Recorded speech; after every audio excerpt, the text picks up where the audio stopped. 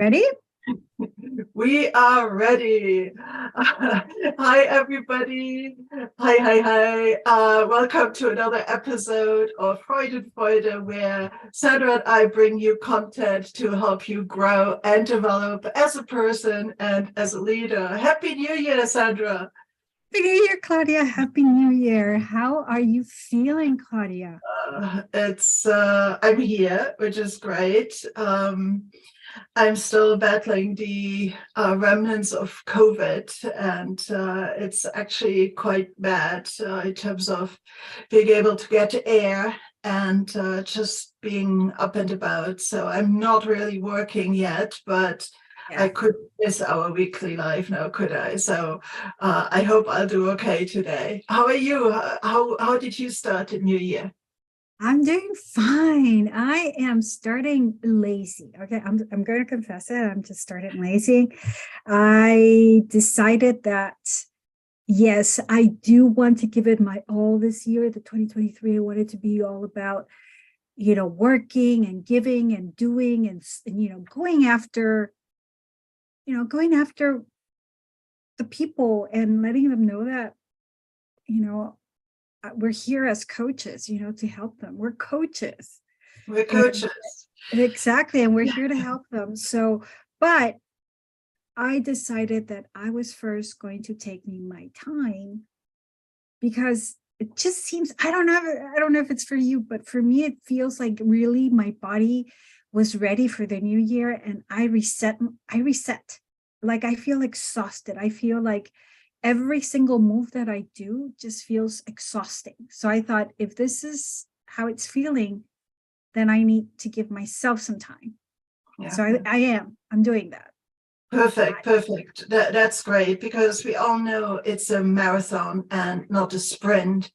And we touched a little bit on that in our last episode.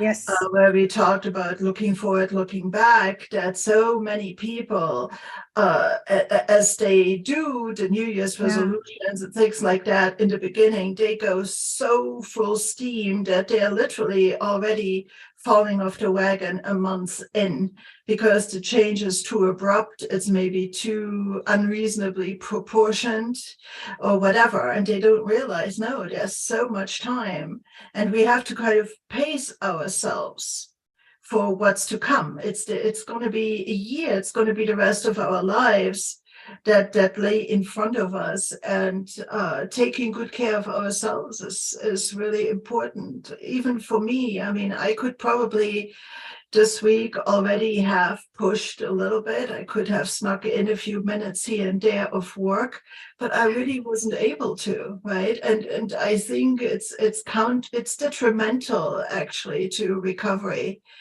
That when you're still sick, that you're really pushing through. So absolutely.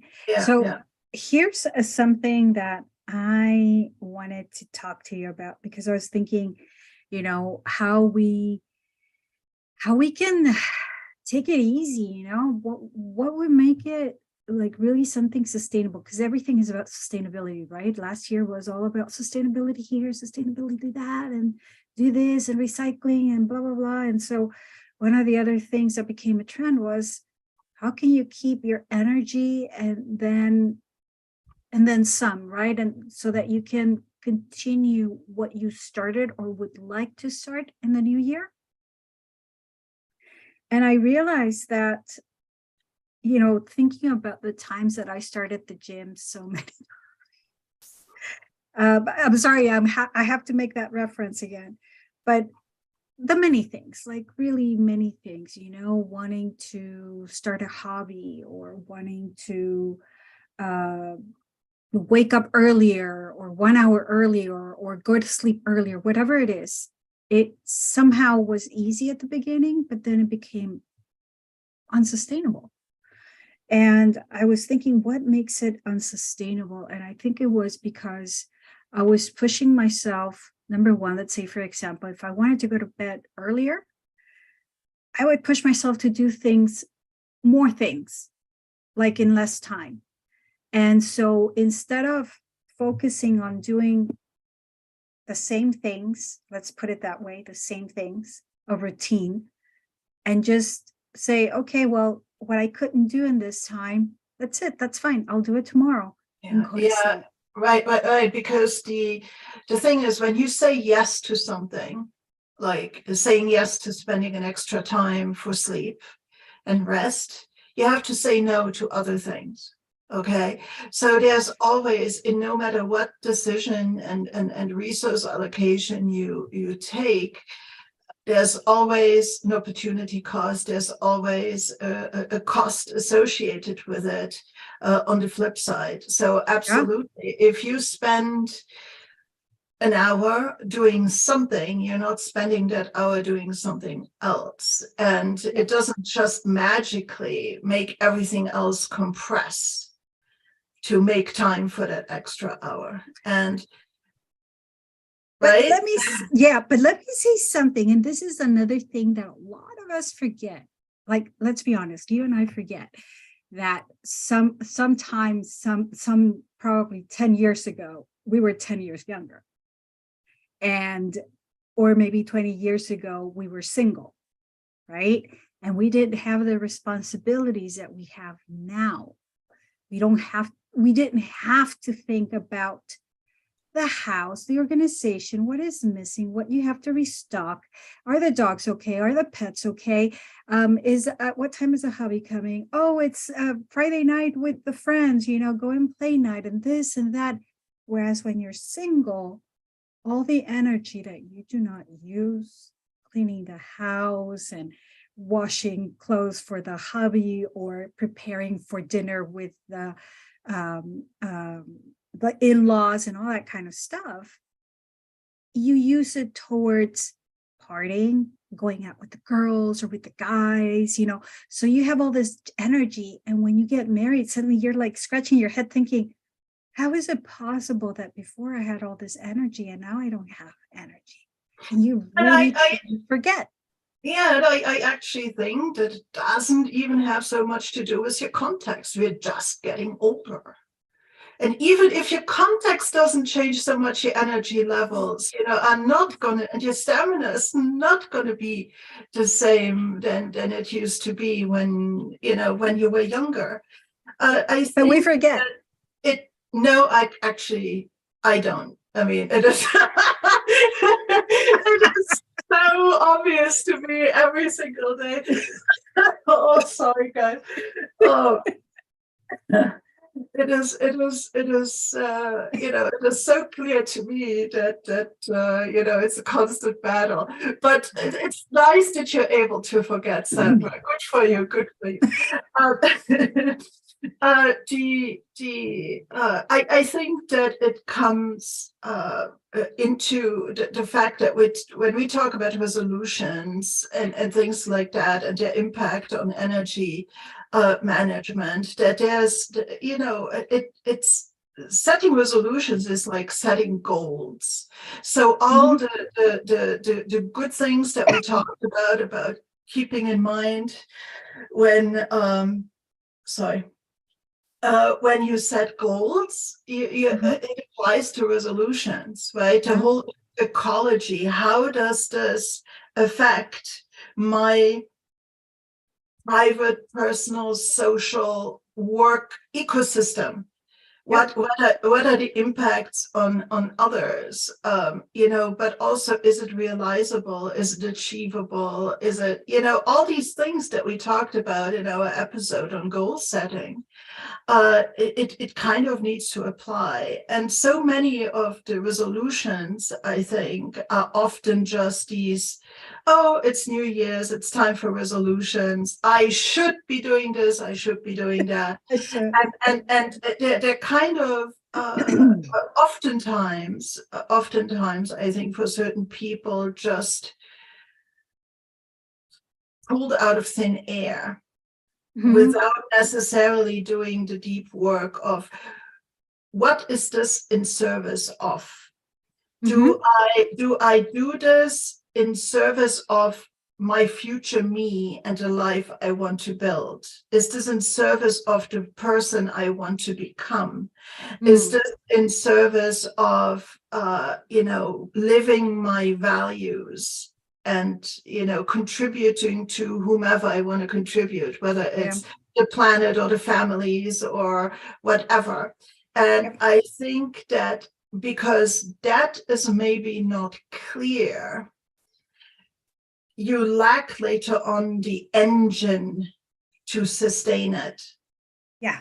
In the longer term, because it's not so fundamentally you, and so you're so sure that this is what you have to do, that you build this perseverance and this passion and the stick-to-itiveness, because let's figure it out, so many things that we want to do and that are ultimately in our own best interest are hard. They're hard. Getting up an hour early to go to the gym is hard. Even spending 15 minutes a day learning a new language, it's hard after you have had your full day. Yeah. Any kind of things like that, they're not necessarily free for all. Yeah. Even if the resolution would be that you're going to start doing more date nights with your spouse, let's say. Even that can require work and figuring out what to do, when to meet, where to go, and so on. Right? So even that can be something that can get lost in the urgency of everyday life, of a bustling family or busy work life, right? Right, isn't it? Unless the inner engine is working, it's there's so many things that want to get in the way. I do think so. Yes, clearly a lot of things get in the way. And, when I think about what kept me from, for example, reading a book, or learning another language, or even being interested in the office of what I had to do the next day, was that I was trying to have a life, because I felt deep down inside that I didn't have a life. And so I partied too much. So there was a confusion. Let's remember, there's a state we're not mature. We all know that. It's kind of been proved that between the age of 25 and 27, our brains are not fully developed until we reach a certain age, right? All the decisions that we make are dumb. Okay, or at least they're not well thought out. For yourself. Not all. Sorry to all the 27-year-olds. Not all of us were party animals either. Right? Okay. But okay, I got your point. There's a lot. Yeah, definitely. So, yes, exactly. We don't think so. I was watching a comedian the other day, and I started cracking up because I thought, damn, that was me. She was talking about how is it possible that a lot of people that are in their 30s, 40s, somehow, for some reason, they talk about their 20s, and it's like, oh, such a great time, and we wish we could go back, and because it was such an awesome time. And she started laughing. She's like, how can you say that it was a great time? In your 20s, you were lucky to get a few hours of sleep after going to the club before you went to the office, okay? Or your aunt telling you, hey, we need you to do something. You're like, okay. And they would be afraid to ask you to do something because they know that you would do it halfway, or there would be something that would just completely mess up what they had asked you to do because you were half-baked, you were exhausted because you were doing other stuff that were not based on family interests, stuff like that. And she was talking that they asked her to bring napkins one day.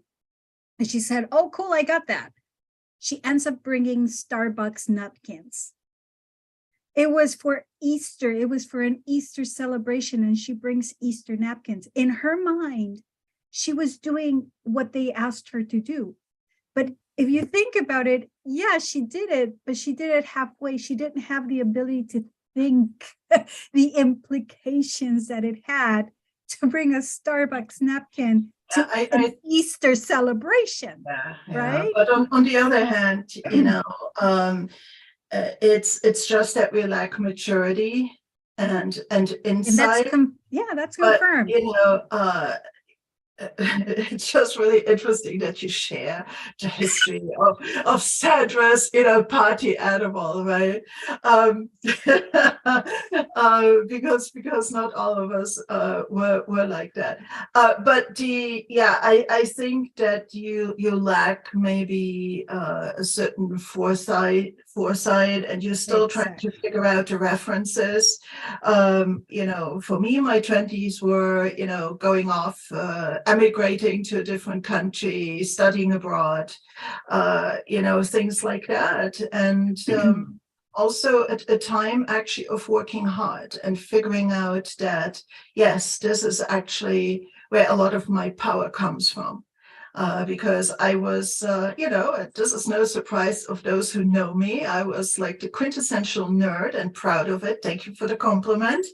And, so that was something that I really enjoyed to do. And while Sandra was so busy going to clubs on Saturday nights, I enjoyed being in the university library. But that was where I got my knack from, right? So we are trying to figure out how we fit in, but I think that we maybe lack just literally the foresight, the ability to really understand deep down what the implications on the future, those decisions that we make come from. We I think that all of us, with the information we have, make the best decisions we can at a time, okay? And that is also, as a coach, my fundamental belief that people are not out there to,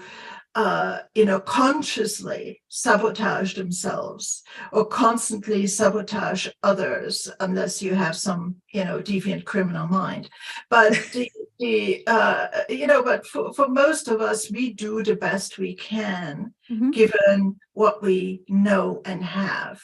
But I think that as you and I now at our age contemplate a decision and the possible repercussions or outlying benefits or threats that can happen because of actions that we take, I think that is something much less visible to us when we're young.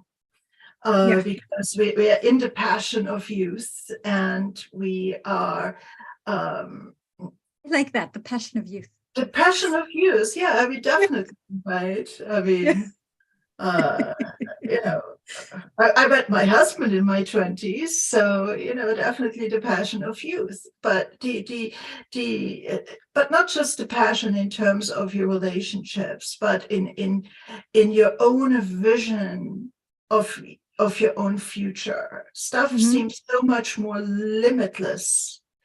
And you have so much time in front of you that it's kind of like, I'm just going to go for it. And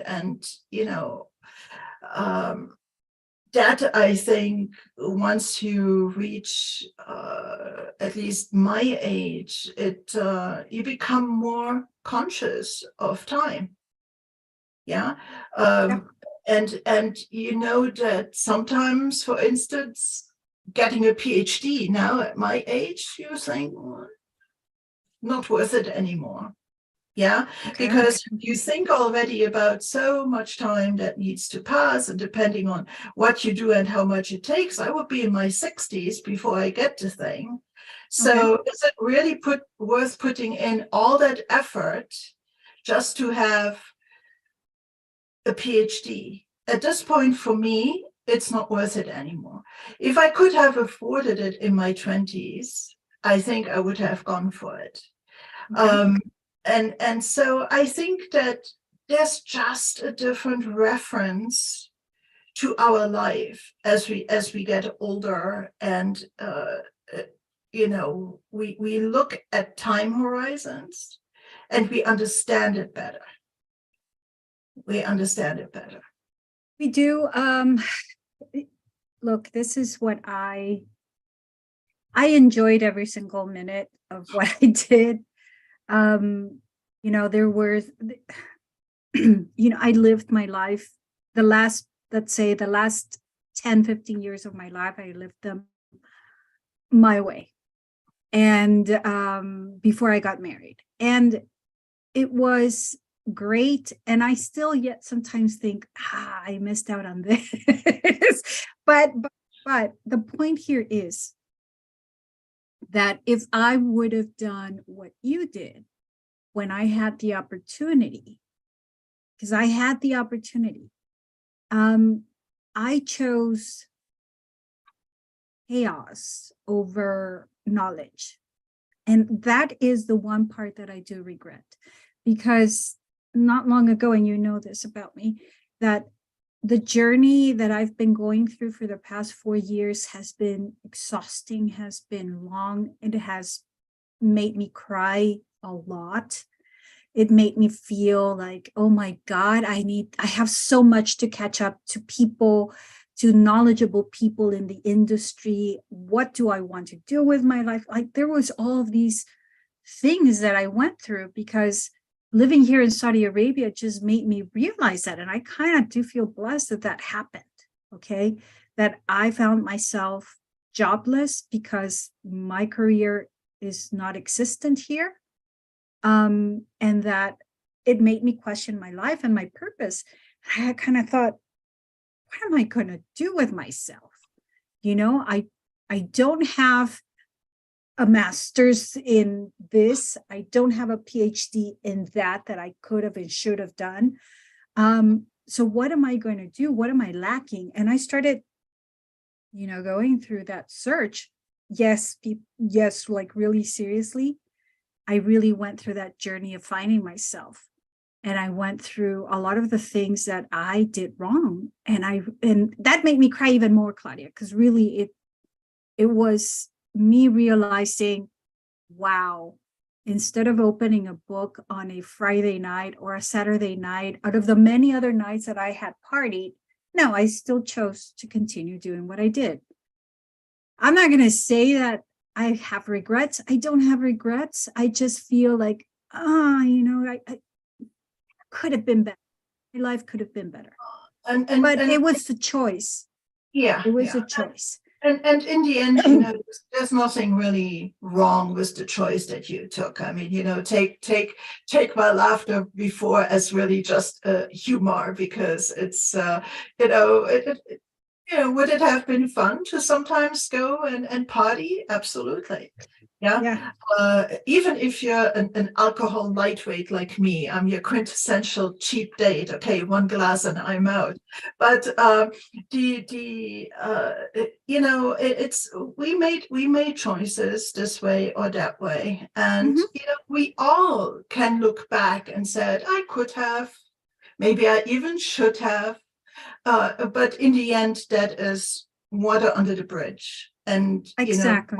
Why even worry about it or ponder it too much? I mean, the important thing is that now you have started on a journey and, are continuing on a journey that makes sense for you now, that is in line with what you're doing now. And ultimately, that's all that matters.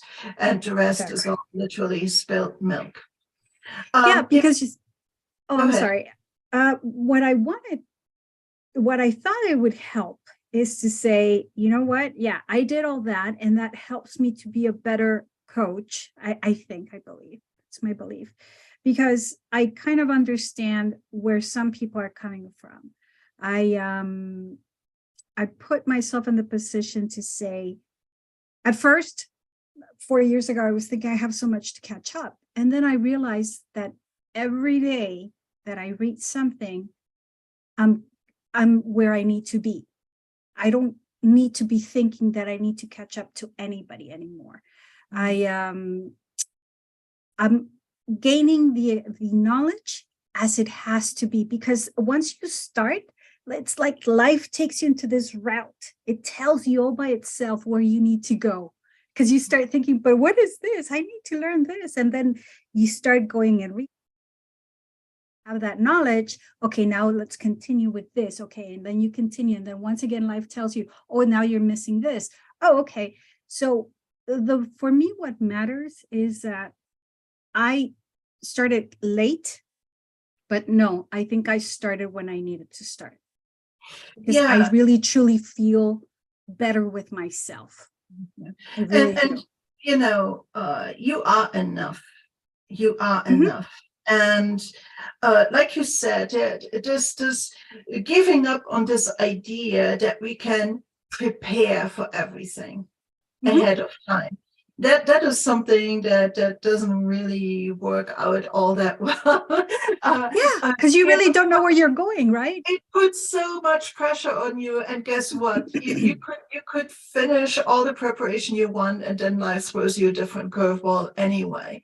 So getting comfortable with this just-in-time preparedness, that then and resting on the knowledge that you're going to be able to figure it out when you need to figure it out, that you're Yep. capable to just be graceful in whatever situation comes your way. Will that mean that you're going to be graceful? No, sometimes you're going to be gracefully falling. Thank you very much. But you know, Yeah. I mean, not everything is going to work out.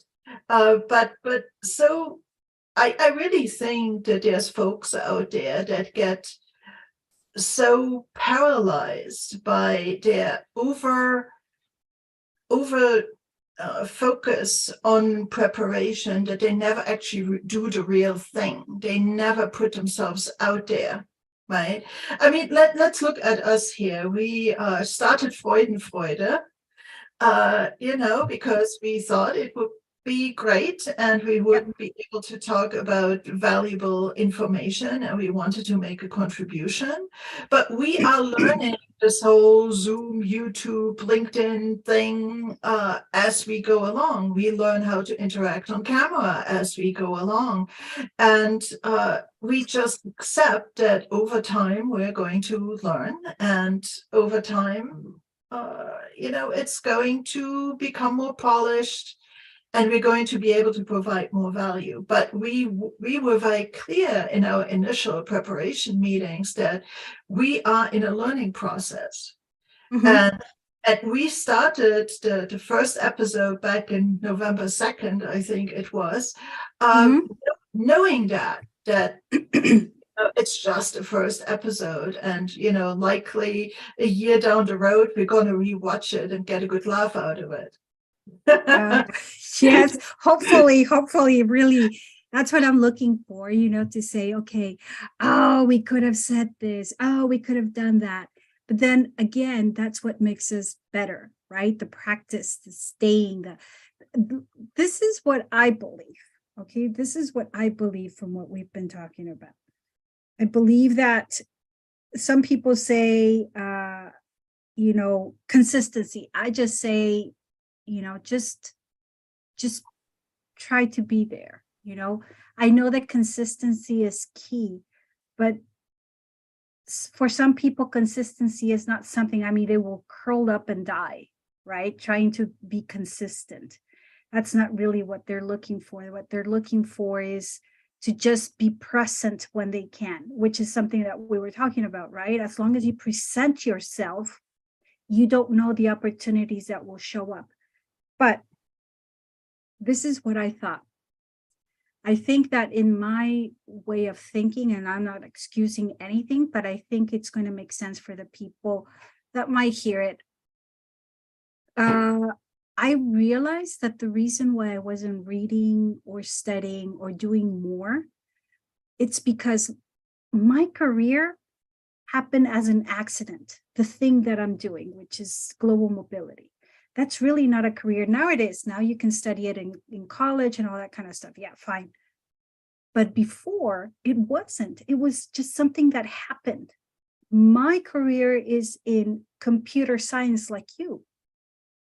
And from computer science to global mobility, that's a big, big stretch, right? So I basically reinvented myself.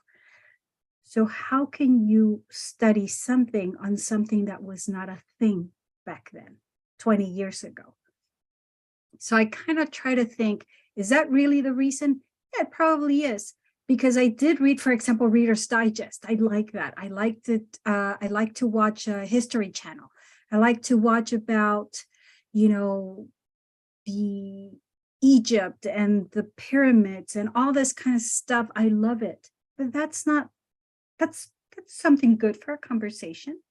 But that is not something that probably you would have done. Like, you were in computer science, so you dedicated your time to study more on computer science. You were looking for all of these stuff on computer science. I wasn't, because my career just shifted. It became something else. So maybe for I'm thinking of the folks that are out there, Claudia, thinking maybe they feel the same. Maybe they're wondering, how can I study something that is not what I studied? How can I make this a thing so that I can feel good with myself? How can I develop knowledge if this is really not knowledge that you acquire in school? This is just something that I think that isn't it nowadays so much easier? I mean, we grew up in a time where you were lucky when you could find a book in a local bookstore, because there wasn't even anything like Amazon out there. The internet wasn't existing. Sorry if I'm dating us, but it's true, right? You only had access to knowledge that was literally in your hand. Mm-hmm. Mm-hmm. Now it's like you have knowledge, you have all the knowledge in the world at your fingertips. Yeah. Mm-hmm. It's just a matter of going out and which is the difficult part, sifting through it and finding what's worth something and what isn't, because there's a lot of, superficial or maybe even misleading information out there. But, I mean, you can learn so much nowadays. I think pretty much anything for free on your cell phone and things like that. And so I think the access to information is not even an issue anymore. And I even think that it starts to shift from this I have to have a degree-centric view of the world. Mm-hmm. I think that nowadays interests and proven knowledge, like how you talk about things and so on, can already get you a little bit out there. And it's relatively easy nowadays for people to start their own business. Mm-hmm. Because of the way marketing works, is that those that are a little bit social media savvy can establish themselves and their brand. You don't need to prove your expertise necessarily through being in a big company. And so I think so much of it changes, and I'm not saying it's easy, but it's a different kind of environment than we were before. Imagine you wanted to establish yourself as an expert. You can go ahead and self-publish a book on the subject. Correct. Yep. And then market it properly and so on. It doesn't need to go through a book publisher anymore, for instance. Right? You can get started. So nowadays, being unknowledgeable of something is really no longer an excuse. Like, you cannot, because instantly you can just grab your cell phone and just pull it up and say, oh, okay, this is what it is, period, right? Right. And so I think it's a different world than the one that especially I grew up with, right? And the which makes it sometimes not so easy for people of my age, for instance, in their 50s, to find their place in this modern world. I still find the whole social media thing kind of daunting, and it's just work that is so non in line with the way that I think and things like that. So everybody has their challenges, everybody has their opportunities, and you have to just figure out what works the best for you. And again, maybe we should actually bring it back a little bit also to our topic for today. When you set these New Year's resolutions, really taking a look at your current context and your strengths, and whether or not it's truly in line with who you want to become, and how these things serve you down the road is really of prime importance, rather than jumping into these 1 minute before midnight decisions on New Year's Eve. Even if you need some time now in January to really ponder it and look at it, I think give yourself the time to confirm that these resolutions are really worth the effort and the time, and are really in line with who you are and who you want to become. Then I think the next step would be to build the foundation by establishing good habits, because that was also kind of in as part of today's thing. I think that habits are what makes this consistency easier, right? Making thing a habit. And what's your take on that, on habits and how to go about setting them or building them up? So I know that when I wanted to make a change in life, every time, I knew, like you said, clearly since the very beginning. And in coaching, that's what is taught. Like for every yes that you say, there has to be a no. You have to be able to say, this no longer serves me, because this is what I want, so therefore this no longer serves me, right? You cannot, what it means is just basically you have to evaluate your life, you have to evaluate your decisions.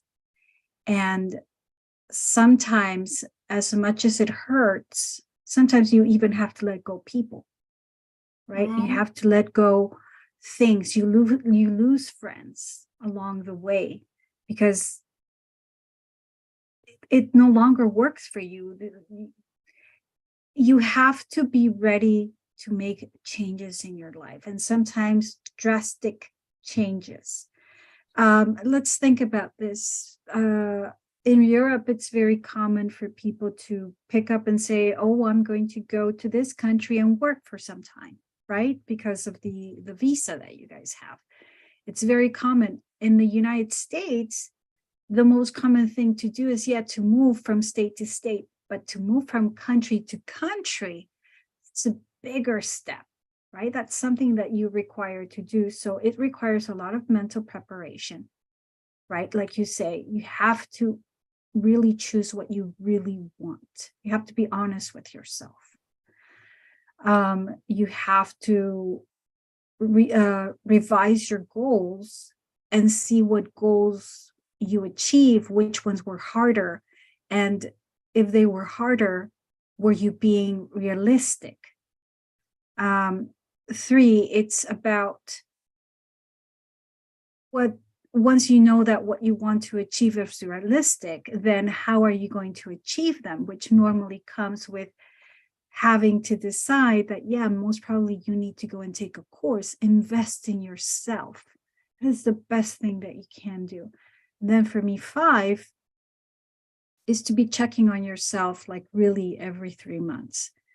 The same as you do with paperwork, right? If you're no longer looking at that piece of paper or that thing, you haven't opened your drawer to use it in 3 months, 4 months, 6 months, pretty much means that you bought something that you're not going to ever use. So maybe it's time for you to give it away or to dispose of it, right? I mean, really letting go of things, just letting go for me is key. Yeah, yeah. These personal audits, I think everybody who's serious about doing it should literally put it in their schedule, like right now, to really put time for these reviews and this planning that happens. So back in the day, actually, when I was working still, I was quite happy with paper diaries, like day timer type things, because we were not as, smartphones weren't really there yet. There wasn't, all that much smartness in a phone. So we still used paper, people. Imagine that. But one great thing that I did, and I learned all about David Allen's getting things done, like the whole GTD methodology, which actually I recommend as a read to everybody. Even if you don't implement the entire system, there's some really good productivity things in there. But what I did every weekend was that I rewrote my threat and task list. Okay. Every weekend I did this. And for everything that was on my old, like, let's call it a to-do list for simplification. But everything that was on my old overview / to-do list, I would ask myself, am I going to transfer it or am I going to trash it? And in the new list, what's the priority for this week? Is it still low? I need to carry it forward or not? But I did this very intense audit every week. And I actually found that a weekly audit of the more day-to-day level items are actually, it's good cadence. It's a good thing to review those things on a weekly schedule. Larger things like your actual goal list and your financial planning and God knows what it is, you can do it on a monthly or quarterly basis. But there is things like, how did I do on my habits and especially my to-do list, preparing for the next week, settling yourself again in this energy and this groundedness and reminding yourself about why you do these things. I found personally that a weekly cadence works really well. So either, let's say, Sunday evening, as you close off the previous week and get ready for the next one, or sometimes the first thing on Monday morning to really get clear about what's what. And I remember rewriting those things and becoming very clear about the decisions that I did. Nowadays, people make these electronic to-do lists, and if they grow to 200 items, it doesn't really matter because you set them to show the latest modified first or whatever. And there's so many things dangling on the bottom that have been dangling there for a year. And you never make a decision to take them off your list or not. And sometimes you don't even think about, when am I going to do this? Because the next thing is too, your calendar for the week is probably already kind of set by the time Monday morning runs around, and you have some free slots available. Then schedule those to-do items into those slots and move forward on it consciously, because all of this stuff is just about being aware and being much more mindful about what you do when and what you drop as well, but what you say, okay, this no longer serves. So there's things in order of habits, I think, that start with energy management, time management, task list management, all these basic productivity items play into habits. And I'm sure we're going to talk about habits and habit forming in the future as well. Yeah. It's very powerful stuff. And then, rest in that, like trust that the system you put in place for yourself is going to help you carry on as you move, and make it yours, change it this way or that way, and make it work the way that you work. I remember I was making my own daytimer pages, because the ones that Daytimer, and by the way, Daytimer was or is probably still a company that provided like these pages where you have place for your task list and, and things like that. And they came in these really pretty leather bound or pleather bound holders, right? But I made my own. I made my own because over time they became mine. My page layout and so on, my type of dashboard, my weekly focus lists and stuff like that. And I find that I still struggle to keep all that electronically. I know I should. I use different softwares, but I keep switching from one to the other because nothing is really working for me that way.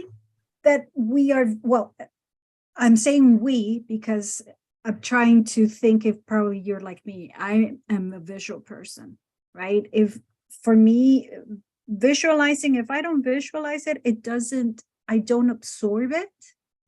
And I don't see the purpose of it if it's not in writing, right? Because I need to make sense of it. I need to understand whether it's something that it's worth doing, the effort, the time, the writing, the whatever I'm going to do with it, right? And then two, I like to analyze it. I like to say, is this something that is, what kind of purpose is it going to bring? Is it going to bring me knowledge that I can use, or is it just useful knowledge just to, for example, learning, all this software, all these things that we spent doing to learn to go live and all this kind of stuff? Is it going to be long lasting, or is it just going to serve to have a conversation, and how good of a conversation? Because that's also another thing. We have to think, what is it going to bring to us? That's the truth, So for me, writing, it helps me see it and then analyze it and say, yep, I'm going somewhere. This makes sense. But you made me think about another thing. The visual boards that people make, right? The visual boards, I'm thinking, since I heard it probably a year ago, I like to say it all the time. Everything we do in life is not set in stone. Nothing is. It's just either an idea, a comment, or just a draft. So even those visual boards are drafts, because think about it. Do you really think that somebody that makes a visual board is going to achieve every single thing in that board? I don't think so. No, Two, they become kind of like they become judgy of you, those visual boards, right? To remind you what you haven't been able to achieve. So I'm thinking, what is the best way to see it?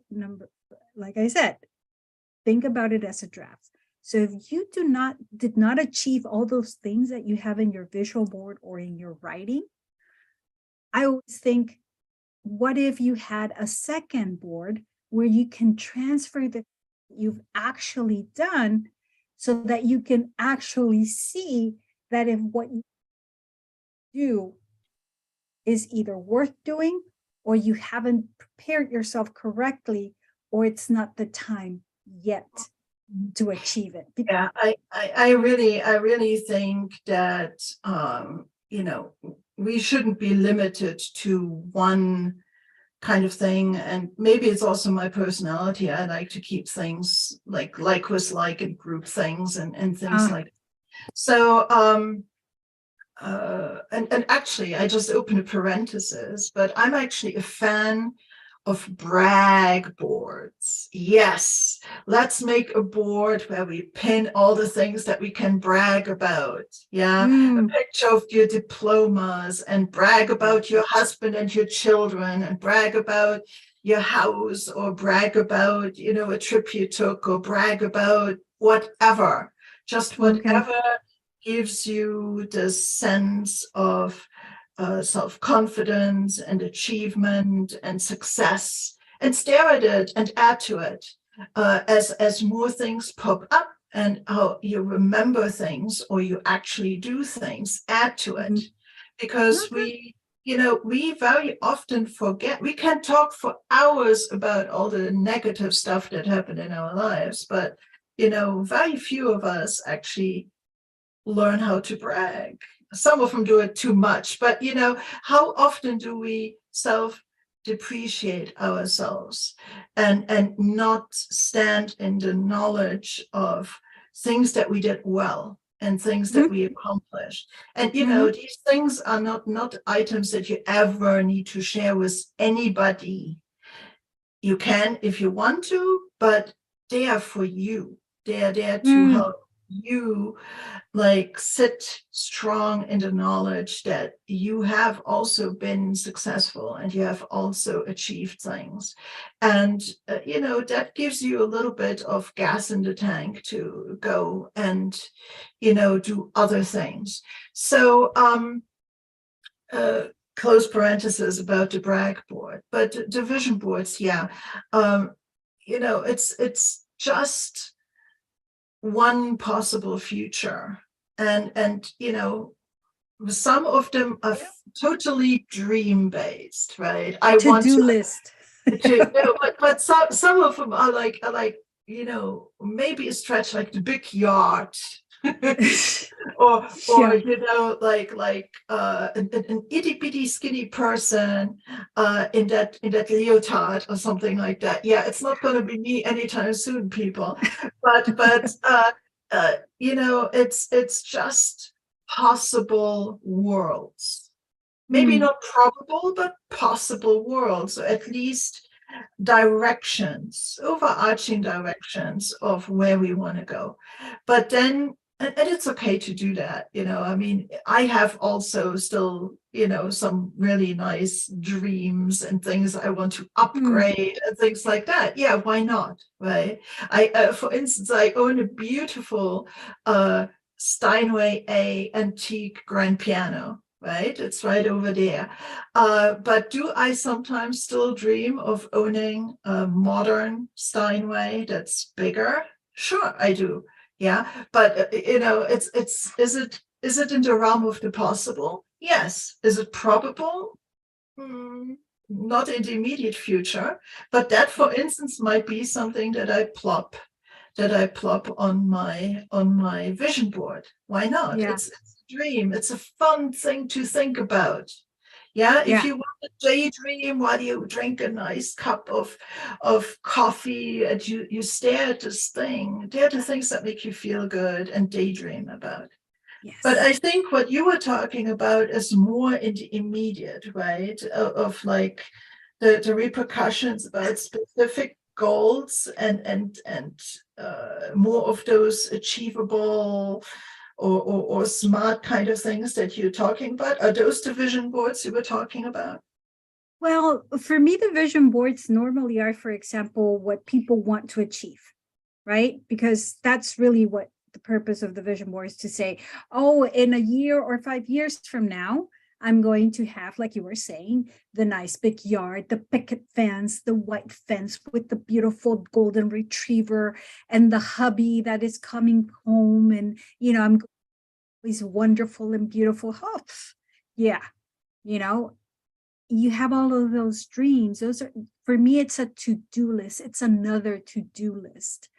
And so people hate, a lot of people out there dislike to-do lists, because they're kind of judgy, like I was saying.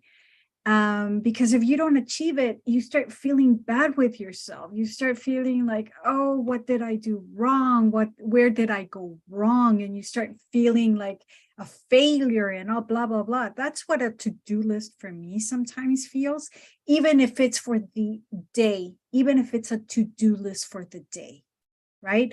I think I like the idea of the brag board more, because basically you're going with what you have, you're working with what you have, the knowledge that you have, what you studied with, and the resources that are currently available to you to achieve the things that you need to achieve.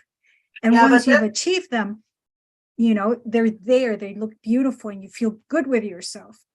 but see, the crux of the matter, I think, is that the vision board, because it's so vague and maybe even more long-term, or maybe not even that probable and possible in terms of its reach, it's too far. And when we talked about goals, about the fact that you have goals, you have to have these action plans.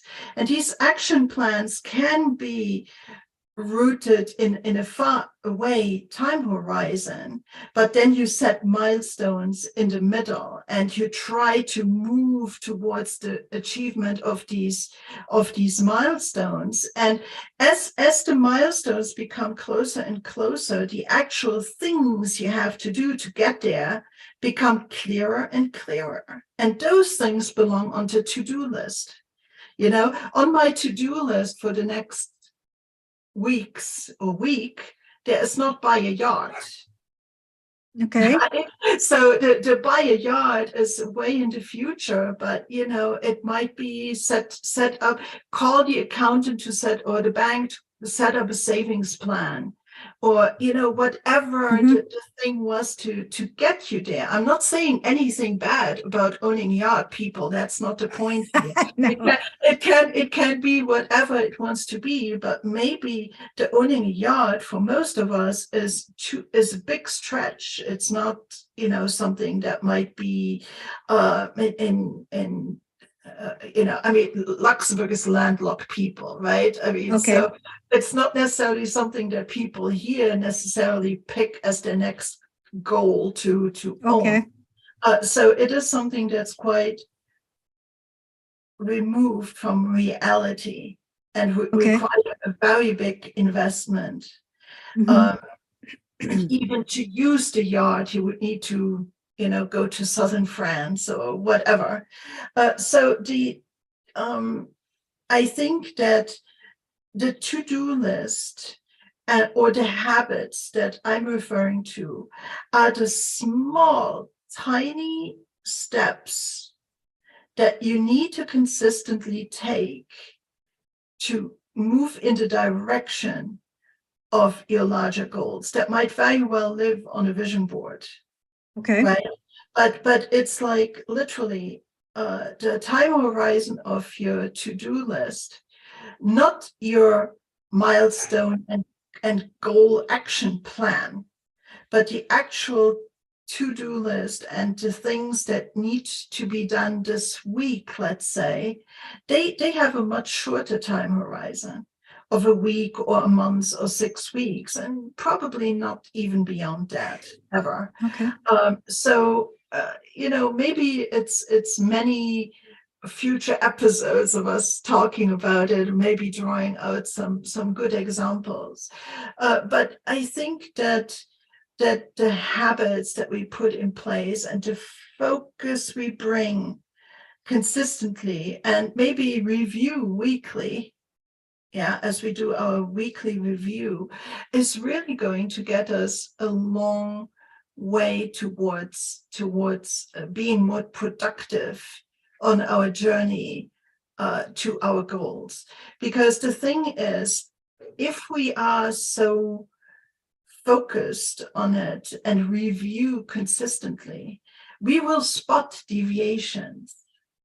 Right? We will always ask ourselves, is this still what I'm after? Is this still the best path to take? Is this still in my best interest to do it this way.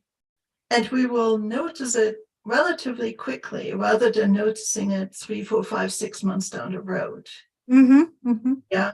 So awareness, so much comes with just being mindful what's happening, realigning our internal state, our mindset again and again, and then making decisions.